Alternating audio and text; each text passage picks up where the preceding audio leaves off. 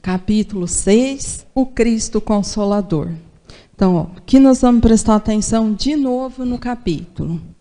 Narração na primeira pessoa. Então, toda hora é uma narrativa que traz uma fala de Jesus para a nossa intimidade. Então, desde o começo, quando ele faz o convite do vinde a mim, todos vós que sofreis e estáis sobrecarregados, ele está falando com cada um, num convite bastante específico. E essa vai ser a nossa tentativa de compreender, porque, como eu disse, é o capítulo mais curto, mas talvez o mais profundo. Porque quanto mais a gente vai tentando, a gente vê que tantas coisas nos escaparam já desses itens trabalhados. Então, ó, o item anterior, eu selecionei algumas coisas que a gente precisa melhorar. Ó. Orai e crede, pois que a morte é a ressurreição, sendo a vida a prova buscada, e durante a qual as virtudes que houverdes cultivado crescerão e se desenvolverão como o cedro. Pode ficar lá. Bom, então daqui, ó. Lembra quando eu falei da questão por que ele está citando ressurreição aqui? Isso aqui toda hora a gente fala de reencarnação. Ó, a morte é a ressurreição. Porque o corpo espiritual que vem é o que vai. Então, quando é no mesmo corpo, eu estou conversando de ressurreição. Quando eu preciso trocar de corpo, eu estou falando de reencarnação. Então, a minha volta é reencarnação. A minha morte é ressurreição. Então, esse era um ponto para a gente pensar. Segundo ponto, ó, a vida é a prova buscada. Então, as nossas provas, nós as buscamos, compreendemos, aceitamos. Porque lá, com maior lucidez, compreendemos que era importante algumas lutas para a nossa melhoria, para fixar e desenvolver valores. Então, quando ele diz assim, ó, durante a qual as virtudes que houverdes cultivado crescerão e se desenvolverão. Então, eu já tenho. O que a prova da vida faz é oportunidade de crescer e desenvolver. Porque muitas vezes, diante de uma prova, a impressão que nós temos é que a gente não tem recursos para enfrentar. Como se eu não soubesse o que é que eu tenho que fazer para dar conta. E quando a gente começa a ler e entender, a gente vê que não é assim. Eu sei, mas ainda me falta experiência. Então, diante da prova, eu temo. Eu fragilizo. Porque eu ainda não exercitei. Não é uma virtude desenvolvida, mas sem a prova, eu não vou desenvolver. E aí eu fui procurar por que ele falou que vai crescer como cedro. É o seguinte, o cedro, ele fica uma mudinha, muito raquiticazinha, por uns 5 anos lá. A raiz cresce primeiro. Ele precisa de muita base. Quando ele tiver muita base, é que ele começa a vingar e mostrar que veio. Então, muitas vezes, todos nós ainda estamos aprendendo muita coisa, mas tem hora que a gente olha para nós, dá um desânimo, a gente fala, ai, mas de novo não vou dar conta. Freud explica essa parte. Vixe! Essa não. Essa não. Então, às vezes a gente desanima porque a gente fala, nossa, mas eu não dou conta de fazer. Ó, ainda estou construindo raiz.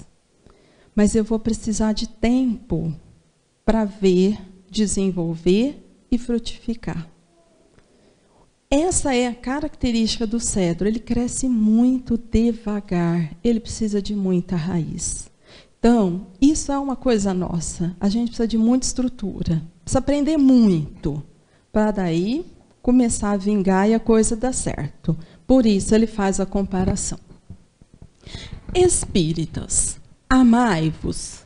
Este é o primeiro ensinamento. Instruí-vos. Este o segundo. Então, ó, o amor vem primeiro. Mas eu preciso conhecer. Mas entre conhecer e amar, ame que você ganha mais. Porque, às vezes, instruindo, a gente fica muito filosófico. E na hora de praticar, a gente não sabe e continua sem nenhuma experiência. Então, para ver se eu sei, eu preciso praticar. Então, esse envolvimento com o próximo é fundamental.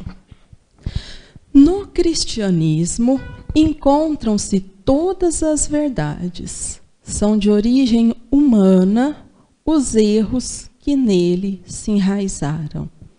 Então, de tudo que o Cristo falou, tudo permanece. O que vai mudar é a nossa interpretação, porque ele ensina e a gente, aos poucos, vai adentrando em tanto conhecimento que ele tinha. É bem limitado ainda o que a gente é capaz. Sinto-me por demais tomado de compaixão pelas vossas misérias, pela vossa fraqueza imensa, para deixar de estender mão socorredora aos infelizes transviados, que vêm do céu, caem no abismo do erro. Então, quando a gente falou dessa fraqueza imensa, às vezes, até por um mecanismo de defesa, a gente tenta não entrar em contato com o que é muito frágil em nós. E a gente desenvolve algumas teorias, como a atual em voga do dá nada não. A gente toca a vida porque dá nada não. Isso é só uma fuga. Eu não olho para o que dói e faço de conta que isso não existe. E vou ficando bastante superficial na vida para não ter que enfrentar a minha fragilidade. Só que a nossa fragilidade é real. E muitas vezes, na hora de aquietar, eu não dou conta do que acontece comigo. Então, eu não suporto parar, nem ficar sozinha, nem aquietar. Porque o que acontece aqui é um barulho insuportável e conta da minha dificuldade. Então, aí, como segundo mecanismo de defesa, eu vou ficar extremamente ansiosa. Eu vou reunir, eu vou bater a perna, eu vou amassar o copinho, eu vou rodar o cabelo, eu vou fazer muitas coisas que me agitem aqui fora para impedir a quietude, porque eu não quero fragilidade. Essa é a minha dificuldade. E se isso não der certo, eu arrumo um terceiro mecanismo. E assim eu vou para evitar este contato. Porém, se eu não sei do que eu falo, eu também não sei como resolve. E aí eu vou ficar a vida assim mesmo. E conhecendo isso, num dos diálogos de Jesus com Pedro, ele faz Pedro perceber a sua fragilidade. Qual é o importante dessa percepção? Eu só sou capaz de perceber alguém quando eu me percebo. Naquilo que eu não me percebo, eu não percebo o outro. E quando eu não me percebo, a dor do outro para nós chama frescura. Ah, o que é? Isso é frescura. Ó, frescura é a dor do outro que eu não percebi que tem em mim. Então, eu não consigo dar nome. Eu não valorizo. Eu não legitimo. Por quê? Porque eu ainda não olhei. Porque dificilmente alguém de nós vai ter uma dor que é muito diferente da do outro. Pode ser que naquele ponto a dele seja mais exacerbada, mas é muito parecida com a nossa. Então, essa história está lá no Boa Nova, e é mais ou menos assim, ó. Consta que na última ceia, Jesus disse que sua hora se aproximava e que no momento supremo os discípulos se dispersariam. Imagina a saia justa.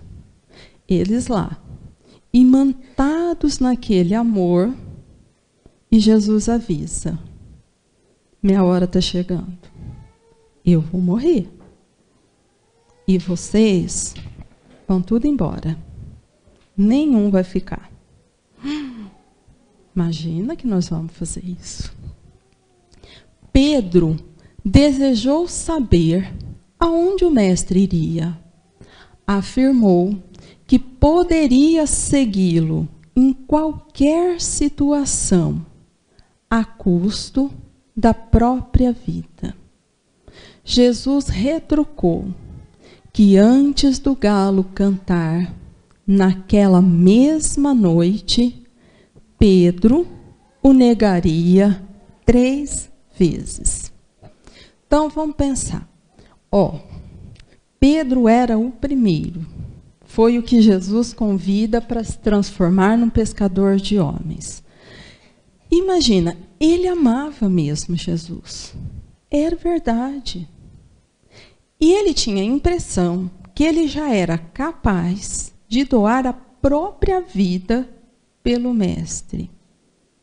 Agora imagina você diante de Jesus, ele olhar profundamente e falar assim, hoje, antes do galo cantar, você já vai ter me negado 3 vezes. Como isso ficaria para cada um de nós?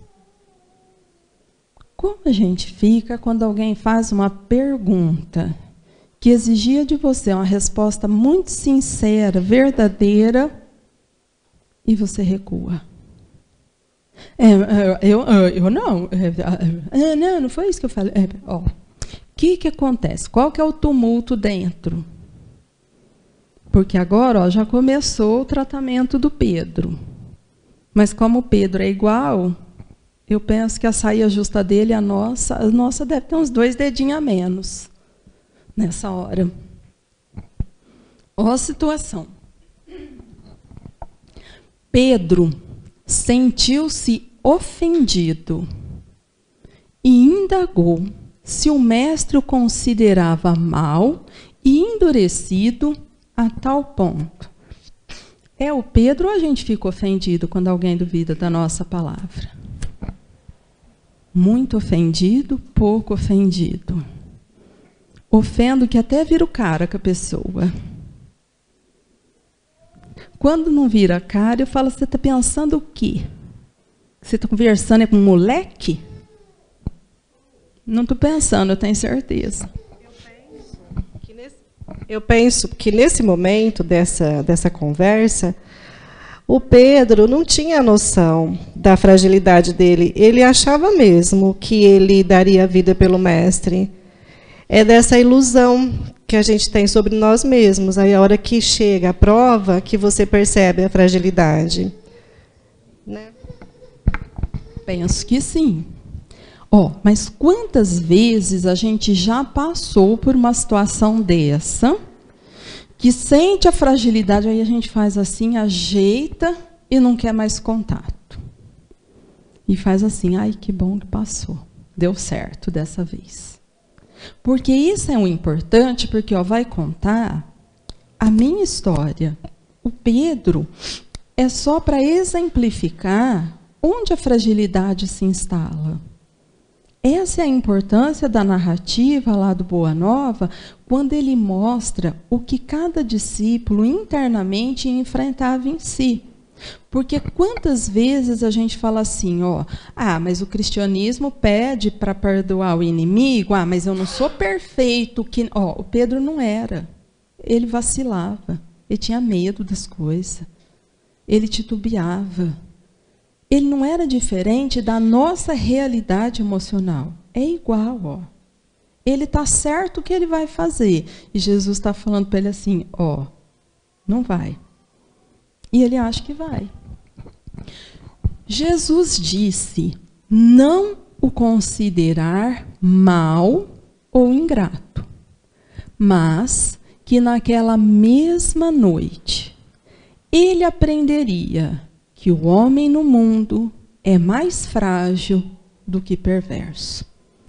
Então aqui é que eu falei, ó, como ele vai aprender isso? Quando ele descobre nele a fragilidade. Então, quando eu descubro a minha fragilidade, eu consigo entender a fragilidade do outro. E quem é capaz de perdoar o outro é capaz de perdoar a si mesmo.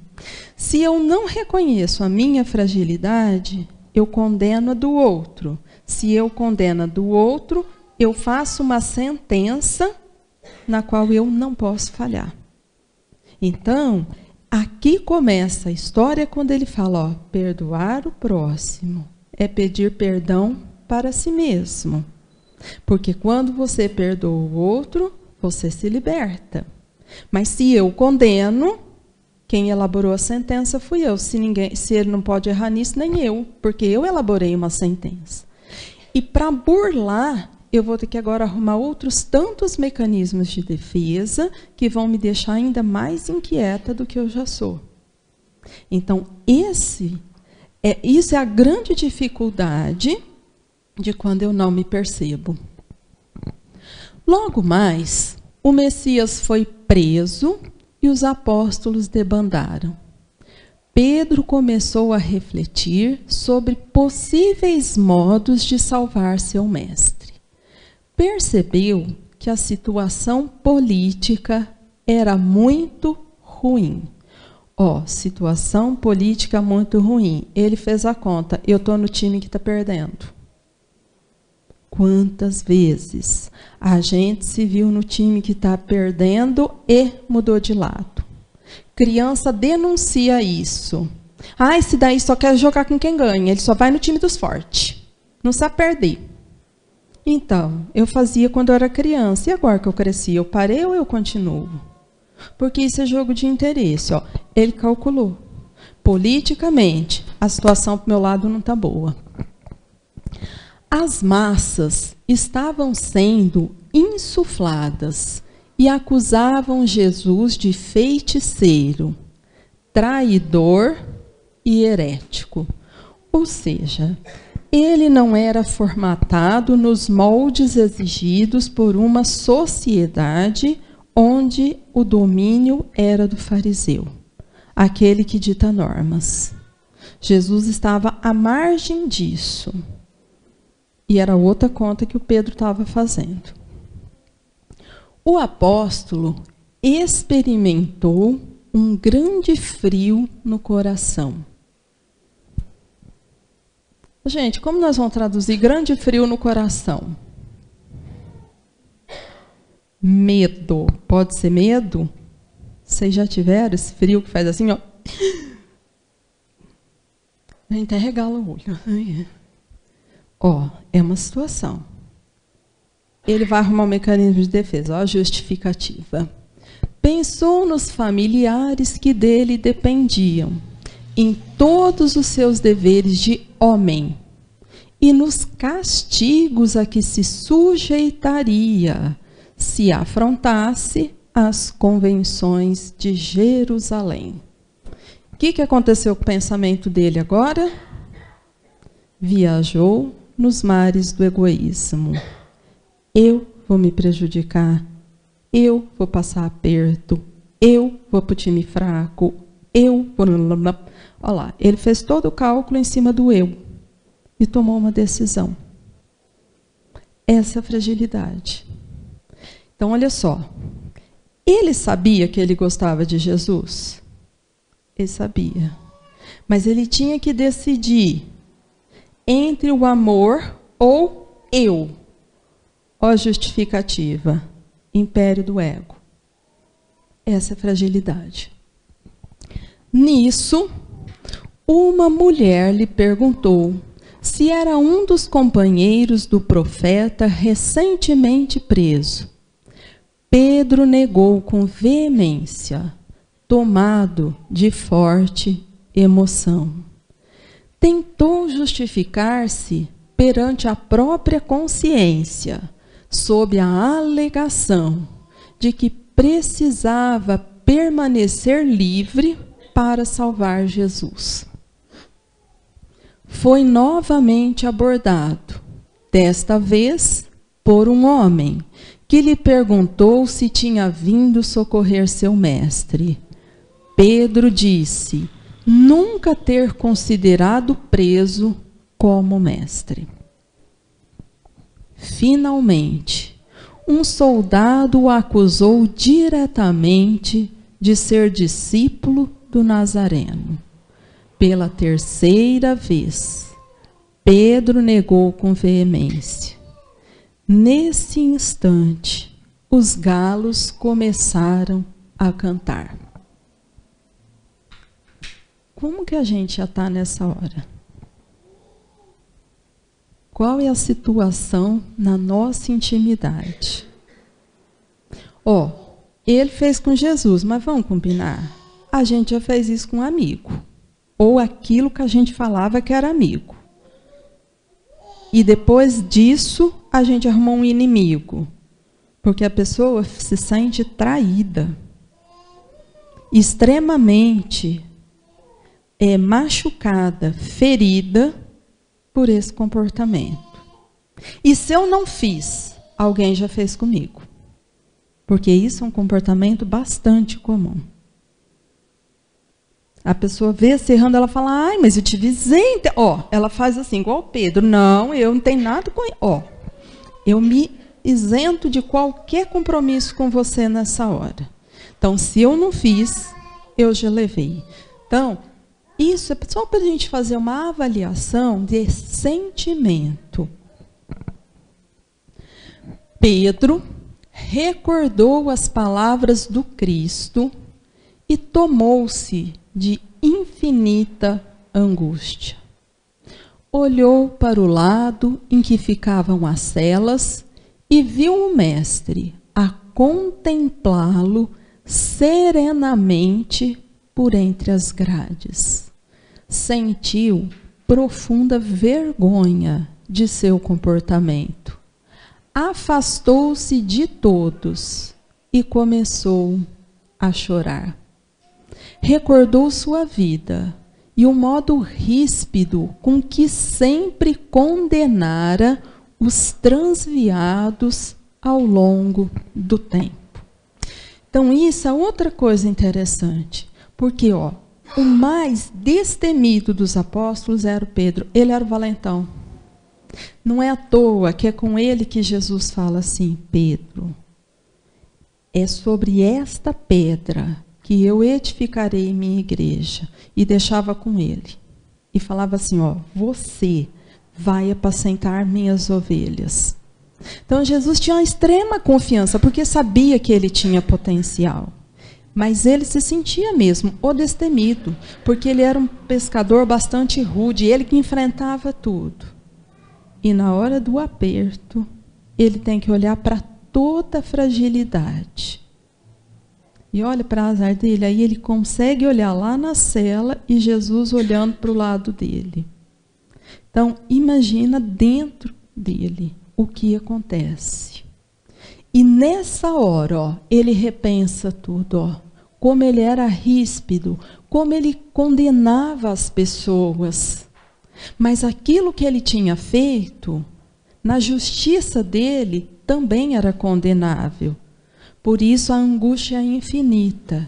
E ele obrigado agora a compreender quem ele era de verdade. Pensou que nunca conseguira perdoar as mulheres infelizes. Ele é um dos que fica bastante indignado no dia que Jesus não começa o apedrejamento. Ele não conformava com aquilo. Ela fora pega em adultério, como assim? É da lei. E Jesus começa a perguntar, mas cadê o adúltero? Quem colocou ela na situação? Vocês vão apedrejar só a mulher.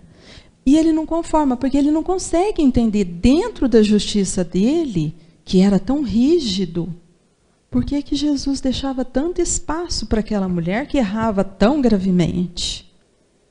Porque ele olhava um comportamento, mas ele não sabia quem era ele. Nessa hora ele entende que Jesus tinha falado. Por que ela está assim? Você sabe qual é a dor que fez ela estar nessa situação? Ele não sabia, ele sabia que estava errado e que ele queria apedrejar. Agora ele encontrou com a dor dele. Então, se a dor dele precisa de perdão, a dor do outro precisa de perdão. Ele começa o processo dele de transformação. Abatido sob o peso de sua própria falta, começou a compreender as experiências dolorosas dos irmãos de humanidade. Desabrochou em seu íntimo nova consideração pelos infortunados do mundo. Desejou ardentemente ajoelhar-se perante Jesus e suplicar-lhe perdão. Nisso, sentiu em espírito a presença confortadora do Mestre. E recordou que este lhe dissera: Pedro, o homem do mundo é mais frágil do que perverso. Então penso que estamos num tempo de não olhar nem violência, nem achar que tem ninguém que é tão perverso, mas o quanto as pessoas são frágeis, o quanto elas desconhecem a realidade do que é o amor que fala Jesus. E se ela desconhece em nome de uma disciplina ou de um comportamento, de uma norma social, ela fica extremamente exigente e muito mais violenta do que aquele que ela diz cometer violência ou qualquer erro. Porque aquele muitas vezes está expondo a dor. E o outro que quer a condenação se achava relativamente protegido. O que ele desconhecia é que ele seria capaz de fazer algo igual, tão grave quanto. Só não teve ocasião, por isso fica julgando. Então, essa compreensão é fundamental para que o cedro agora ganhe mais raiz e a gente possa desenvolver novos conceitos sociais e transforme o nosso meio. Porque, caso contrário, sem raiz, o cedro não cresce. Então, a virtude não desenvolve. A gente troca o jeito do comportamento, mas com o mesmo valor, sem agregar nada. E aí a gente não vê nenhuma mudança efetiva.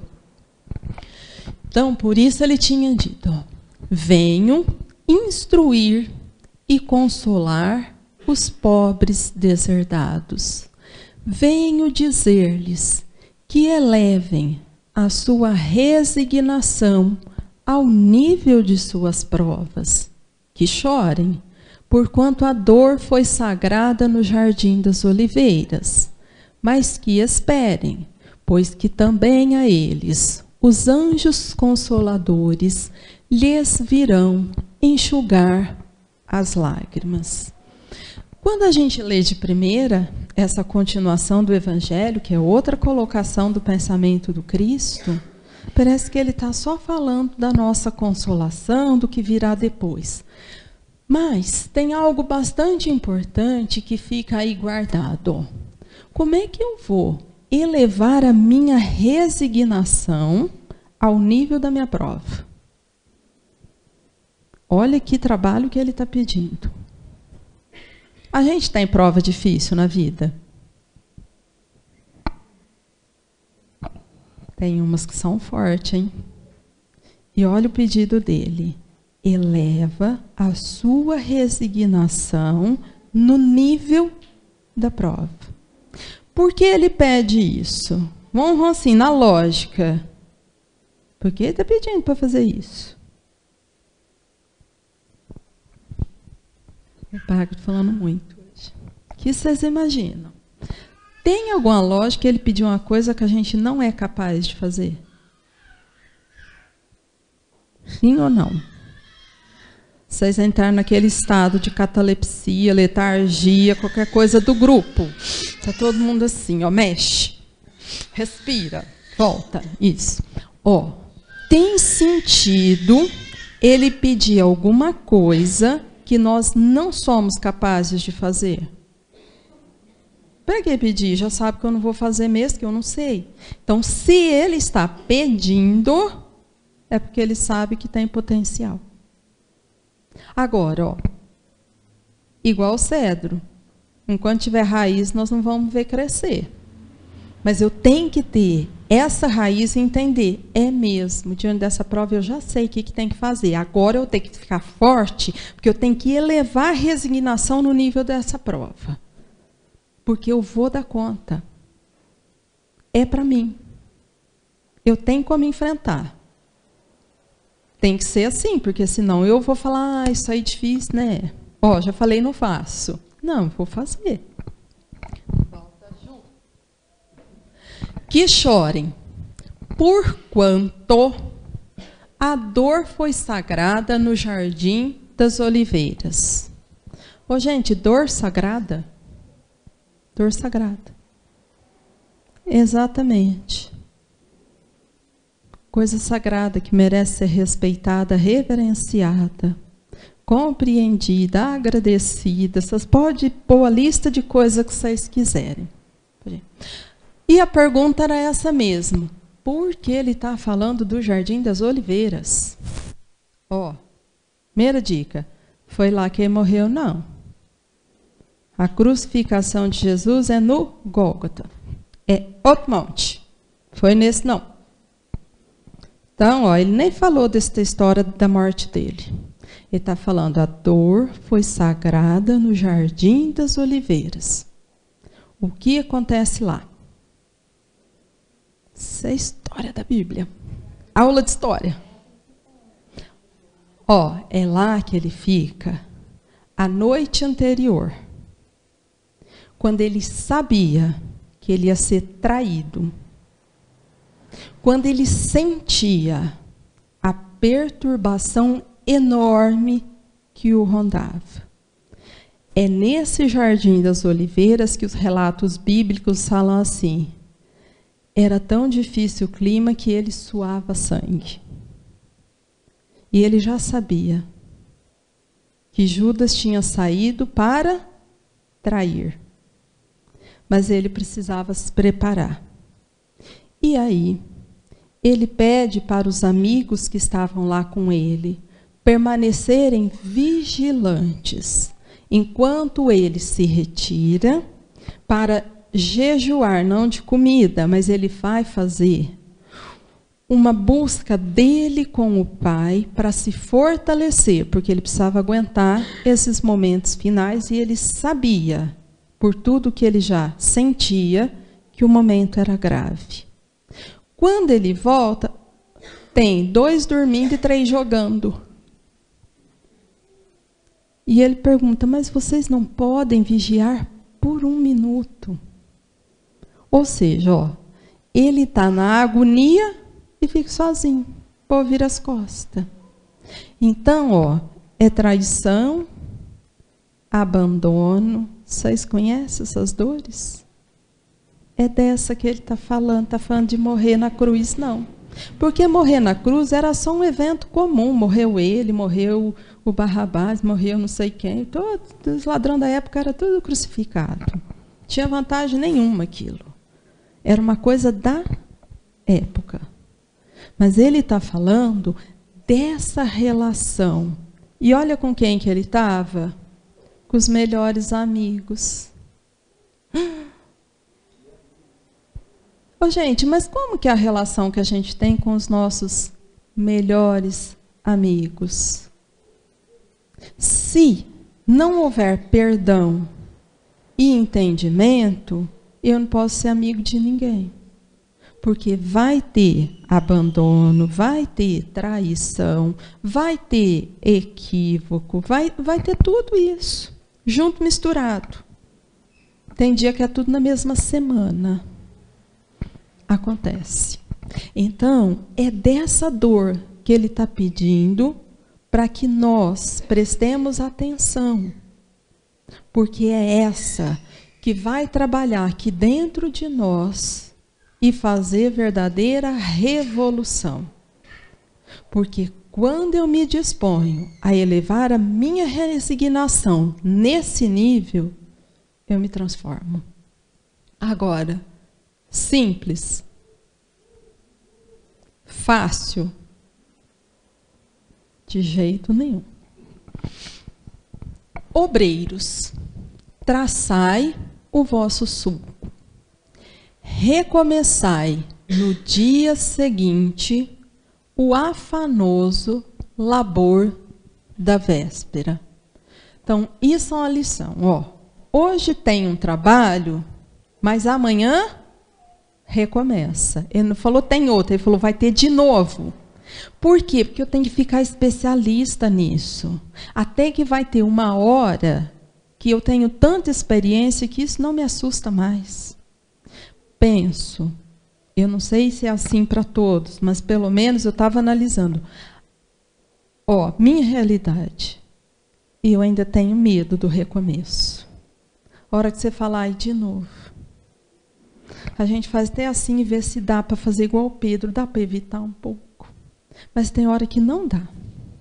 Por quê? Porque eu ainda não sei perdoar. Então, quando acontece de novo, vai doer outra vez. E aí eu vou começar de novo. E aí a gente fala assim, não, gente, cansei. Aí nós vamos voltar lá no item 1. Vinde a mim, todos vós, que sofreis e estáis sobrecarregados, que eu vos aliviarei. Aprendei de mim, que sou brando e humilde de coração. E se eu cansar? De novo, vinde a mim. Isso vai até a hora que eu aprender. Que na hora que vier a prova, ao invés de cansar, eu já vou a ele. O que ele fez com o Pedro mesmo? Lá da cela ele olhava com raiva e xingava e fazia assim, traidor. Não, ele olhava compassivamente. E tão logo o Pedro ajoelhou lá desesperado e desejou, ele sentiu a presença de Jesus falando para ele, está tudo certo, agora é com você, porque da minha parte eu entendi, é a sua fragilidade, eu não estou com raiva, é você que está aflito, porque você arrependeu, você sabia o que fazer e não fez. Então, lembra que ele falou? Vocês são muito frágeis, para eu não estender mão socorredora, porque vendo o céu, vocês caem no abismo. Então, eu sabia o que era para fazer, mas eu escolhi outra coisa. E aí eu escolhi outra coisa, e a outra coisa me deu desespero. Por quê? Porque essa outra coisa é a coisa que mora em mim e que bagunça tudo aqui dentro. E o outro eu não sei, porque não tem nada a ver com a vida dele. Ele é ele, eu sou eu. Eu não vou sofrer pelo que ele fez, eu vou sofrer pelo que eu não fiz, que é totalmente diferente. Como recomeçar no dia seguinte, o afanoso labor da véspera. O trabalho das vossas mãos vos fornece aos corpos o pão terrestre. Vossas almas, porém, não estão esquecidas. E eu, o jardineiro divino, as cultivo no silêncio dos vossos pensamentos. Então, enquanto a gente está trabalhando e produzindo, a gente produz coisas materialmente importantes. Porém, Jesus conhece da nossa intimidade. E olha o que ele falou. Eu, o jardineiro divino, cultivo no silêncio dos vossos pensamentos. Então, ele vai sondando. Oh, eu entendi. O que aqui precisa desenvolver? O que aqui é semente boa e o que é erva daninha que precisa ser separada? Aí a gente vai entender quando Leon Denis fala que ele não erra, porque ele sabe exatamente qual é o ponto que essa pessoa precisa modificar. Ô, gente, mas não é que na vida da gente aparece pessoa certa que mexe no ponto difícil. Aquele que estava quietinho, que você ia falando assim, ó, não mexer com isso, nossa, mas vai aparecer alguém que cutuca ali, mas como? A pessoa nem sabe. Ó, no silêncio do nosso pensamento, aquele que se esconde atrás desse comportamento bonitinho, ele sabe. E aí ele ajeita. Ele ajeita e te traz um desafio. Dificilmente a gente vai encontrar, por exemplo, quem consiga declarar assim: nossa, o dia inteiro o meu pensamento circula entre coisas de muita sensualidade. Essa é a forma do meu materialismo. Vocês conhecem alguém que declara isso? Só se for brincando. Então, só que aí chega o cultivo. E não é que vem uma prova que mexe exatamente nisso e ajusta. Aí o primeiro momento disso chama dor, desespero, desconforto, até que eu consigo ir a ele, elevar a resignação ao nível da minha prova e pacificar. Então, olha só. Às vezes, eu estou achando que eu sou a pessoa mais honesta, mas não é que vai arrumar alguém que me engana? E a gente não conforma, fala, mas como que eu caí nessa conversa? Então, e aí você percebe que o primeiro impulso é ficar justiceiro, igual Pedro. Não é ficar compadecido, mas é querer essa justiça que condena o tempo. Ó, se eu quero condenação, não está pacificado, não resolveu. Porque quando está resolvido, eu fico em paz. Eu não quero ser justiceiro, mas eu quero construir o bem e o equilíbrio, que é totalmente diferente. Então, ó, é nesse silêncio do pensamento. Muitas vezes naquilo que eu não consigo confessar, e às vezes tento esconder até de mim, é que ele faz o grande trabalho de transformação da criatura. Por isso que as nossas provas incomodam tanto, porque elas pegam exatamente o ponto mais sensível, aquele que é o mais urgente. E a gente fala assim, ó, mas o que foi que eu fiz para merecer? Você fez, você é filho de Deus. E ele está falando que ele vai trabalhar no silêncio do seu pensamento. Ele não vai deixar você embora cheio de erva daninha. Ele vai tentar arrancar o máximo possível agora. Para que você faça um processo de reconciliação e reparação com você mesmo. Então, é muito sério e muito profundo esse trabalho que acontece conosco. Mas isso só vai fazer sentido quando eu começo a perceber. Se eu estou anterior ao Pedro e eu não percebi minha fragilidade, a leitura é assim, ó, o mundo faz coisas que me colocam injustiçada. Não, mas não é possível que eu tenha que enfrentar isso. Está errado. Isso não está certo. Porque essa é a minha leitura. Eu ainda não entendi a minha fragilidade. Mas, aos poucos, ele vai me auxiliar para que, nesse processo interno, auscultando a mim, eu vou descobrir o meu ponto de fragilidade. A hora que eu descubro, eu começo a entender o que está à minha volta.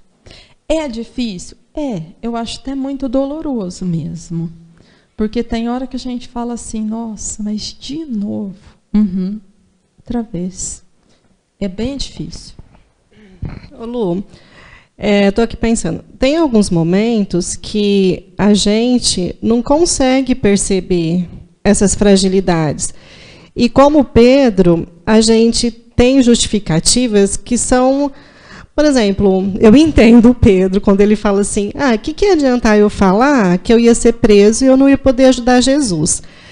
Então, como que a gente faz para perceber essa fragilidade? Porque eu falo assim, que em alguns momentos a gente tem essas inúmeras justificativas, e aí você não sabe exatamente qual o caminho a seguir, entendeu? E aí você fica com todos esses sintomas de ansiedade, de falta de sono, mas você acha que está tudo certo, que realmente o caminho que você está seguindo é o correto. Quando a Lu falou assim, eu entendo Pedro. Quem aqui entendeu o Pedro em gênero, número e grau? Pai, gente, duvido que vocês não entendem. Que vocês não entendem. Faríamos igualzinho Pedro. Eu vou perder o emprego? O cara é meu amigo, mas... eu já falei. Ele ficou no time do mais fraco. Eu vou bandear para o time do forte. Entendo? Então, nós também faríamos. Por isso, tanta aflição, tanta ansiedade, tanta dor. É fato.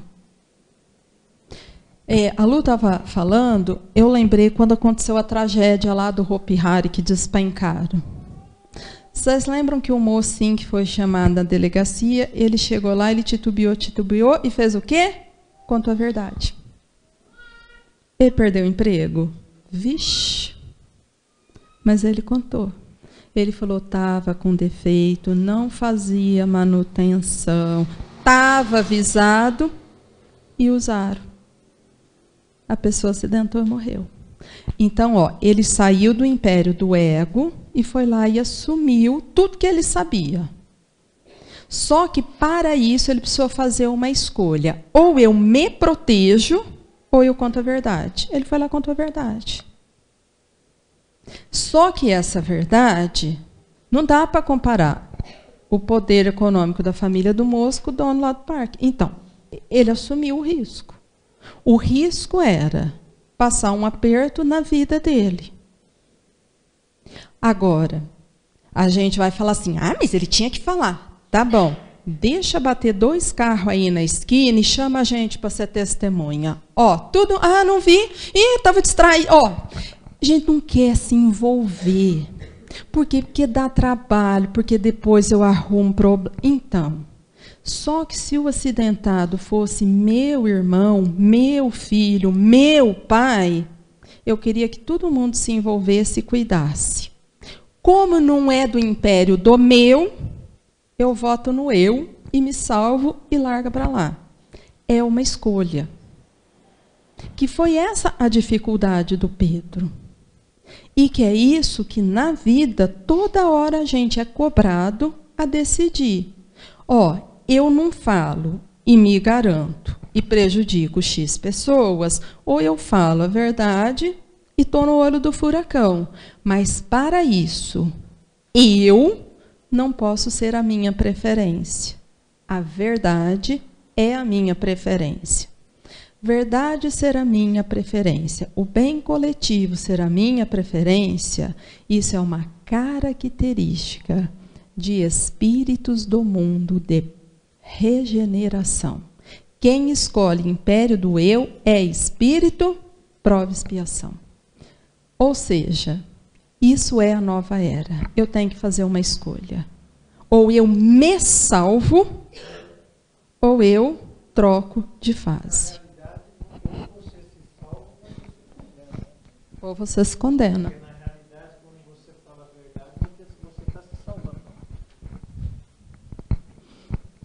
Por isso que é uma compreensão que eu falei, vai ter que criar raiz.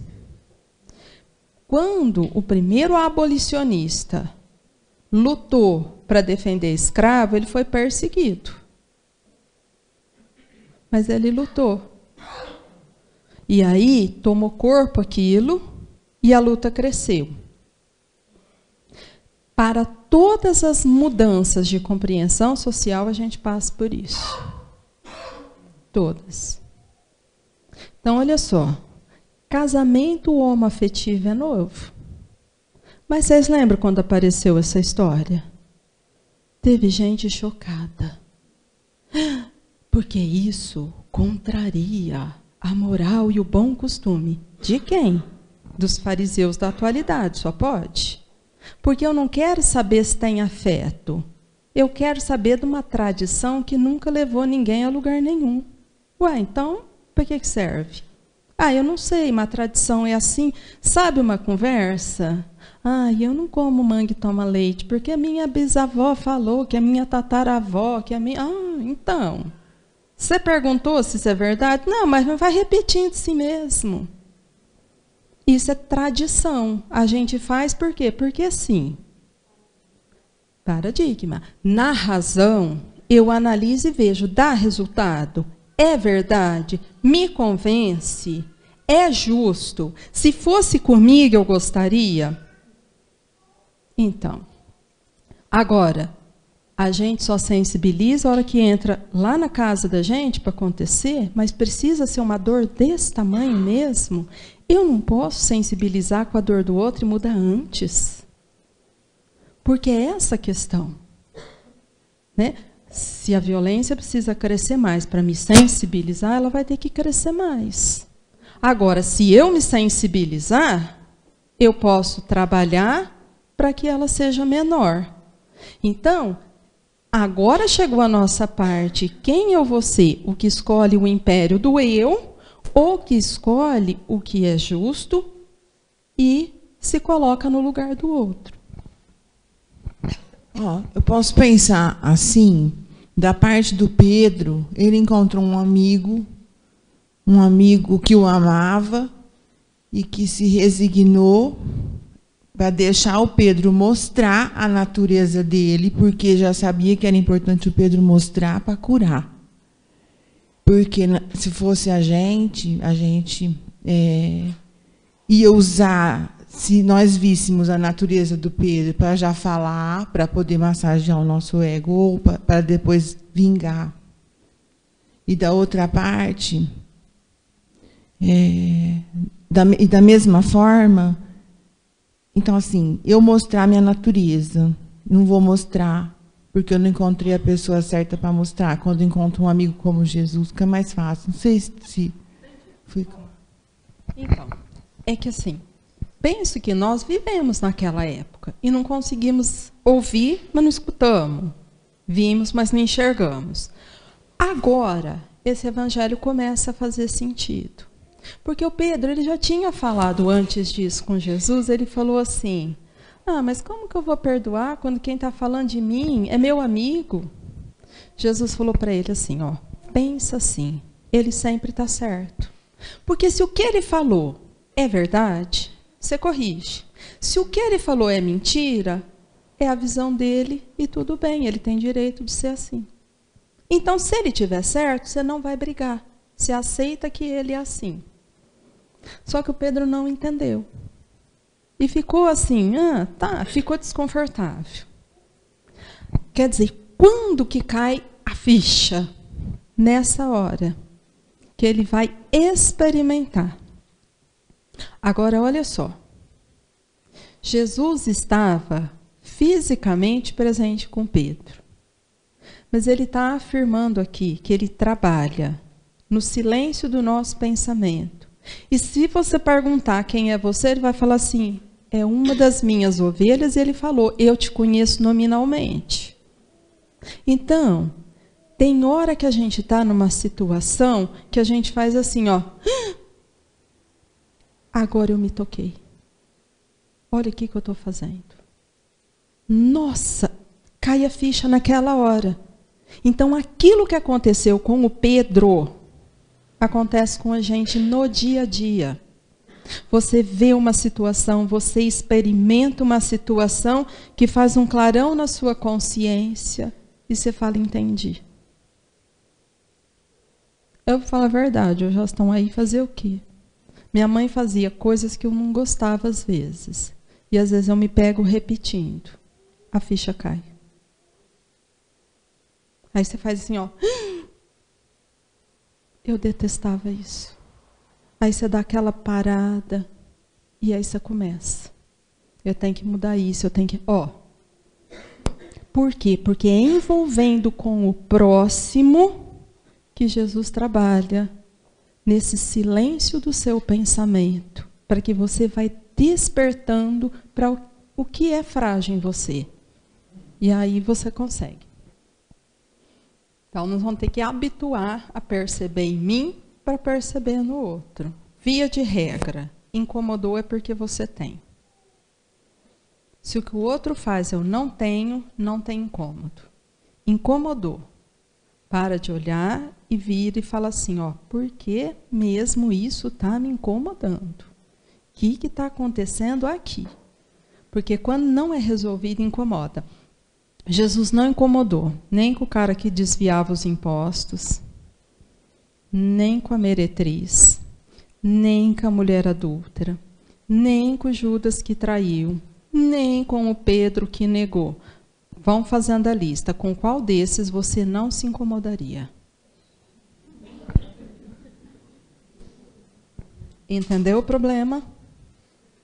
Eu não sou, mas me incomodo com quem faz. Eu não faço. Ó, porque o dia que tiver na minha mão, eu vou mostrar que tem fragilidade. Se não tiver, não incomoda.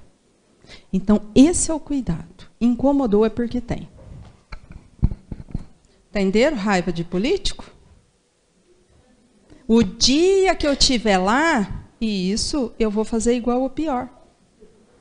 Por isso eles me incomodam tanto, porque eu não me garanto ainda.